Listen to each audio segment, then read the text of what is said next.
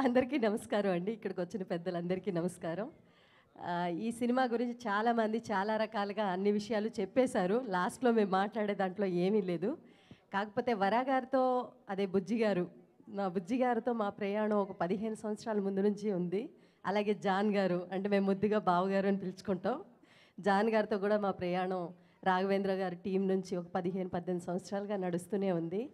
ఈ సినిమాలో నాకు ఒక మంచి పాత్ర దొరకడం అనేది చాలా చాలా ఆనందకరం.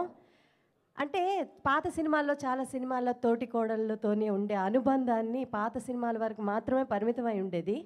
ఈ సినిమాలో భార్గవి నేను చూస్తే మా ఇద్దరిని నిజంగా ఒక్క ఇంట్లో పుట్టిన ఆడపిల్లలు ఇద్దరు ఒక ఇంటికి కోడళ్ళు అయితే ఎంత ముచ్చటగా ఉంటుందో అంత ముచ్చట, అంత తెలుగుదనం మీరు ఈ సినిమాలో చూస్తారు.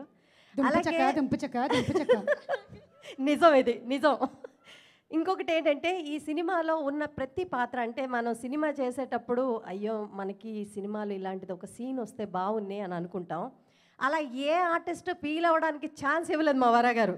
ప్రతి ఒక్కరికి ఆ ఎమోషనల్ టచ్, అబ్బా నాకు ఈ సీన్ పడింది సూపర్ ఈ సినిమాలో అనుకుంటే అద్భుతమైన సీన్స్ ప్రతి ఒక్కరికి ఇచ్చారు. థ్యాంక్ యూ వరా సార్. మీకు ఈ సినిమా పెద్ద సక్సెస్ కావాలి, మళ్ళీ మళ్ళీ మీ టీంతో మేము వర్క్ చేయాలి. అలాగే వంశీ గారు అండ్ అనిల్ గారు వాళ్ళ సపోర్ట్ చాలా, అంటే ఒకటే అండి చిన్నది, మగపెళ్లి వారిని చూసుకున్నంత మర్యాదగా చూసుకున్నారు మమ్మల్ని. ఇంతకన్నా ఏం చెప్పాలో తెలీదు. సినిమా చేసి ప్రతి ఒక్కళ్ళు ఒక 5 కేజీలు వెయిట్ పెరిగి వచ్చామంటే మమ్మల్ని ఎంత బాగా చూసుకున్నారో మీరు ఆలోచించండి. ఇంకా మా జాన్ గారు అయితే మమ్మల్ని చాలా చాలా అందంగా చూపించారు. ఇంకా ఆయన గురించి no words. Today hero Keeravani గారి గురించి చెప్పేంత స్థాయి నాకు లేదు. So wish you good luck. And మా టీం మొత్తం direction department entire Shiva garu, Varma and please దయచేసి అందరూ రండి స్టేజ్ మీదకి.